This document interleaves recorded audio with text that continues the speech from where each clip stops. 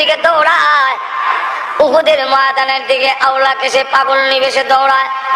সাহাবীরা জিজ্ঞাসা করেন, মহিলা গো কোথায় যাও? উহুদের ময়দানে যাই, গিয়ে লাভ নাই, তোমার আব্বা যে এসেছিলেন তিনি তো শহীদ হয়ে গেছেন।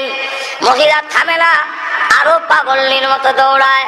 ও মহিলা, চোখের পানি ছেড়ে ছেড়ে দিয়া কোথায় দৌড়াও? উহুদের ময়দানে যাই, গিয়ে লাভ নাই, তোমার স্বামী যে এসেছিলেন তিনি তো শহীদ হয়ে গেছেন। আরো দৌড়ায়, কোথায় যাও?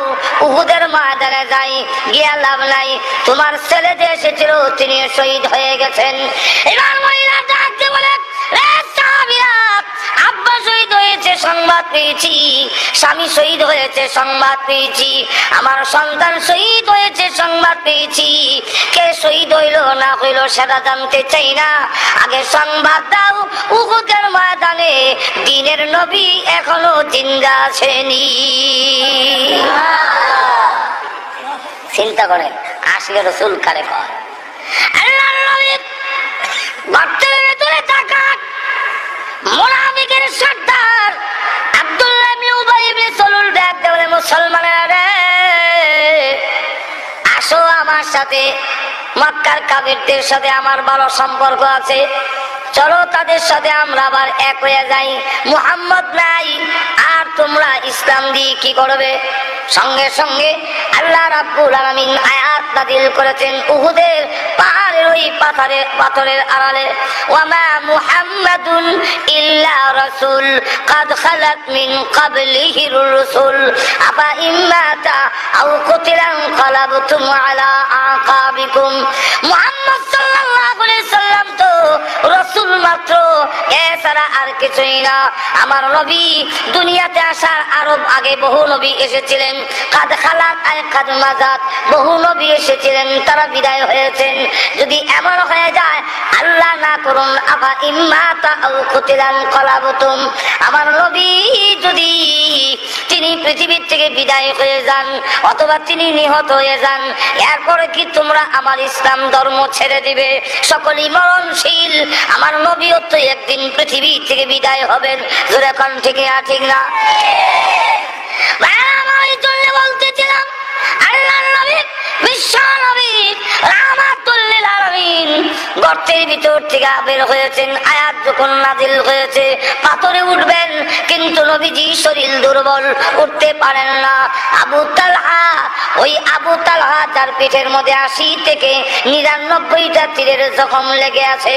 ওই আবু তালহা ডাক দেবে, হুজুর আপনি পাথরে উঠতে কষ্ট হয় গো, আমি আবু তালহা শুয়ে পড়লাম, আমার কাঁধে পালা দিন, আমি পাথরে উঠাইয়া দেই।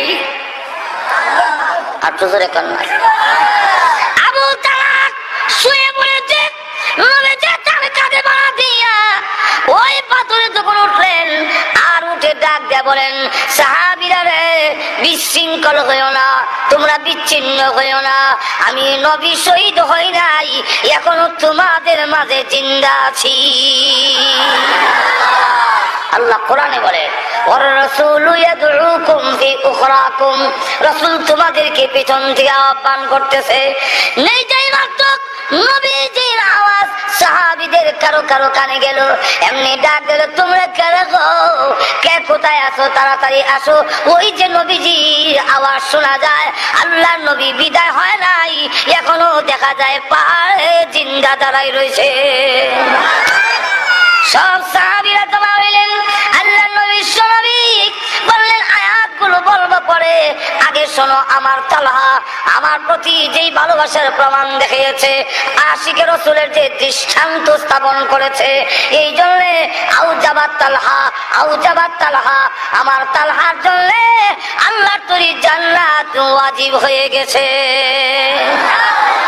আর আমি বলতেছিলাম, প্রত্যেকেই মরণশীল, নবীও পৃথিবীর থেকে বিদায় হয়েছেন, আপনি আমিও দুনিয়ার থেকে বিদায় হওয়া লাগবে কি লাগবে না? আর তো ওই মরণের সময় যখন গনি আসবে, আল্লাহ রাব্বুল আলামিন বলেন, আমার বাহিনী এমন বাহিনী, এমন শক্তিশালী, তার কাছ থেকে কেউ ছিনাইয়া নিবে এই ক্ষমতা কারো নাই। আর তো কান্না। আল্লাহ রাব্বুল আলামিনের বাহিনী কে পরিমাণ বাহিনী, কেউ জানেন না আল্লাহর সৈন্যের সংখ্যা। আল্লাহ রসুল বলেন ছোট ফেরেশতা আল্লাহর একবারে ছোট বাহিনী। আমরা তো র্যাব, আর্মি, বিডিআর এইগুলো আছে, পুলিশ আছে, হাত্তা দেয় না, গুরুত্ব দেয় না, শরীরে শক্তি বেশি, কিন্তু এরপরও পুলিশের চাইতে বিডিআর এর পাওয়ার বেশি দেওয়া, বিডিআর এর চাইতে আর্মির পাওয়ার বেশি দেওয়া, আর্মির চাইতে র্যাবের পাওয়ার বেশি দেওয়া। কিন্তু আল্লাহ রাব্বুল আলামিনের বাহিনী, আল্লাহর নবী বলেন ছোট ফেরেশতা যে তার কানের লতি থেকে কাঠ পর্যন্ত মাঝখানের পাকটা হবে 700 বছরের রাস্তা। বড় ফেরেশতা কত বড় হবে, জাহান্নামের ফেরেশতা না, তারা কত বড়। বড় ফেরেশতা একজনের নাম হলো মালিক ফেরেশতা। মালিক ফেরেশতা কত বড় হবে, ফেরেশতাও কাজিম হালাত। এই কিতাবের মধ্যে লেখেন জাহান্নামীদের সংখ্যা যত হবে জিন এবং মানুষ মিলাইয়া তত সংখ্যা ওই ফেরেশতার 2 হাতে আঙ্গুল হবে। আঙ্গুল হবে তত না, চিন্তা করছেন কি পরিমাণ আঙ্গুল। এক একজনকে একটা আঙ্গুল দিয়ে ধরবে, ছুটবার মতো ক্ষমতা নেই। যখন ধরবে জাহান্নামীরাও এমন থাকবে না, আকৃতি পরিবর্তন হয়ে যাবে, নিচের টুট। আল্লাহর নবী হাদিস শরীফের মধ্যে বলেন জাহান্নামীদের কানের লতি থেকে কাঠ পর্যন্ত এই মাঝখানের গ্যাপটা হবে, মাঝখানের গ্যাপটা মক্কা মদিনার মাঝখানের সমান, অর্থাৎ 250 মাইল, 450 কিলোমিটার। থানবী রাহমাতুল্লাহ ওনার কিতাবে লেখেন নিচের টুট 90 গজ নিচের দিকে, উপরের টুটটা 90 গজ উপর দিকে উঠে যাবে, দাঁতগুলো বের হয়ে থাকবে, দাঁতগুলো হবে উহুদ পাহাড়ের টিলার সমান এক একটা দাঁত।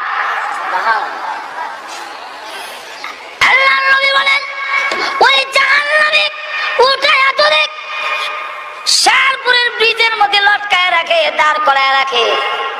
যারাই যাবে আর যারা দেখবে সবের হাট বন্ধ হয়ে মারা যাবে, একজনও বাঁচবে না। এত বিশাল বিশাল মানুষ একটা আঙ্গুল দিয়ে ধরে এমনি যখন ঢিল মারবে এইভাবে ধরবে, ধইরা যখন মালিক ফেরেশতা এমনি ঢিল মারবে জাহান্নামের গর্তের দিকে, জাহান্নামে এইভাবে যখন ধরবে আর জাহান্নামের দিকে নিক্ষেপ করবে, এত শক্তি আল্লাহ দিয়েছেন তার ঢিলের কারণে জাহান্নামের গর্তের দিকে জাহান্নামীরা 70 বছর পর্যন্ত যেতেই থাকবে।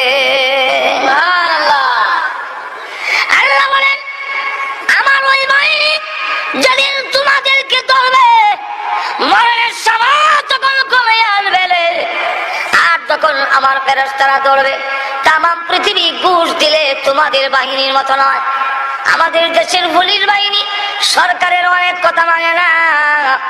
আসামি ধরছে, এই সময় যদি পুলিশের কানের কাছে গিয়া ইসমে আজম ফইরা ভালো করে ফু দেওয়া যায়, ইসমে আজম বুঝছেন কি, টাকা টাকা কিনা, কানের কাছে বলা যায় আসামি ছেড়ে দিয়া সরকারে বুঝায় গেছিলাম সামান্য লাগে হেরে লাগাল পাইছি না। এমন ঘটনা আসেনি। আবার যদি সরকারি দলের কোন অপরাধীকে ধরে এমনি মন্ত্রী দিয়া টেলিফোন করায়, ও বালাগঞ্জের দারোগা সাহেব ছেড়ে দিন, ছেড়ে দিন।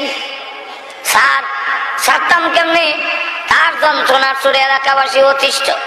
এমনি মন্ত্রী আর বাংলা কয় না, ইংলিশ কয় this is my order, this is my order. Water না বেটা, ওয়াটার মানে পানি। যেই মাত্র বলেছে এমনি ছেড়ে দেয়, জি স্যার ছেড়ে দিচ্ছি। অথবা আপনাদের এলাকার একটা লোক যদি ধরে আর এলাকাবাসী লাঠি সুরা লইয়া সব যদি পুলিশে দাওয়া করে, পুলিশ আসামি চাইরা জুতা মুজা ফালাইয়া উঠা দৌড় দেয়। জোরে কোন ঠিক কিনা? আল্লাহ বলেন তোমার মরণের সময় আমার বাহিনী যখন তোমাকে পাকড়াও করবে, তাম পৃথিবী দিল ঘুষ দিল ছাড়বে না। অপর দিকে দিস ইজ মাই অর্ডার বলার মতো কারো ক্ষমতা নাই না। তাম পৃথিবীর মানুষ যদি ঐক্যবদ্ধ হয়ে আসে লাঠি সুটা নিয়া, তোমাকে তাদের হাত থেকে ছাড়াবার ক্ষমতা পৃথিবীর কারো নাই। আল্লাহ তাই কোরআনে বলে অসুবিধা হইতেছে, অসুবিধা হইতেছে নি, আমি চাচ্ছি অসুবিধা হইতো, আল্লাহ কোরআনে বলে কাল্লা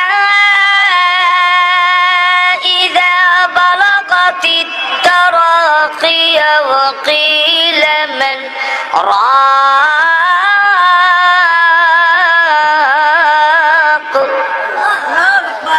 যেদিন ফেরেশতা তোমাকে ধরে রোজ যখন কণ্ঠনালীতে আসবে ওই দিন বলবে কিলা মান রাক, বলা হবে কে বলবেন লুকাই। তাই তফসীর কারকরা বলেন ফেরেশতাও হতে পারে, যাকে ধরছে সেও হতে পারে।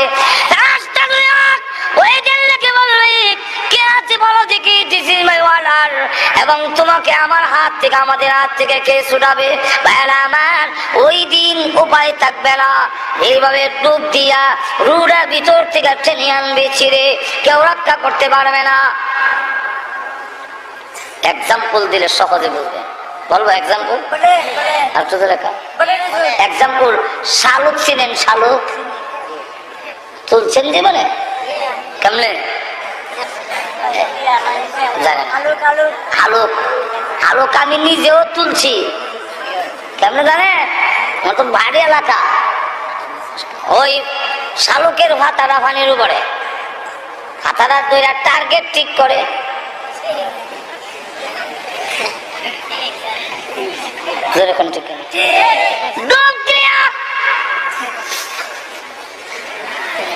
শালুক দুই রকম, একটা লাম্বার একটা গুল। লাম্বার আর জন্মটা হাতা সিরা বেগত হয়, আরেকটা টার্গেট ঠিক করে। যেমনি ভাবে ডোক দেয়া পানির নিচ থেকে শালুক টানলে উঠে জোর গুলো ছিঁড়ে দিয়া হাতা ছিঁড়ে দিয়ে শালুককে বিচ্ছিন্ন করে। আল্লাহ কোরআনে বলেন ওয়াল্লাযিআতি গারকা ওয়ান্নাশিতাতি নাশতা।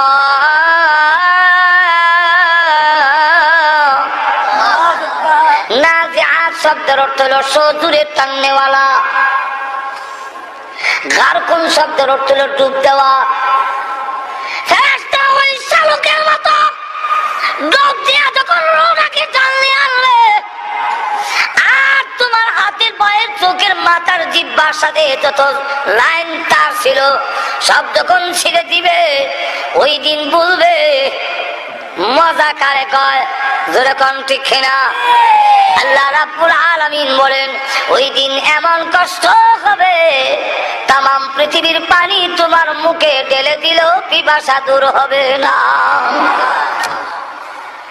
মানুষ যখন নাকি সবগুলো টানা শুরু করে, আম্মা যারা এসে বলেন বিশ্ব নবীর বেলায় আমার ধারণা ছিল আল্লাহর নবীর কোনো কষ্ট হবে না, কিন্তু যেদিন দেখলাম নবীজিকে চাদর দিয়ে আমরা ডেকে রেখেছি, হঠাৎ করে দেখি চাদরের ভিতরে নবী একটা হাত এইভাবে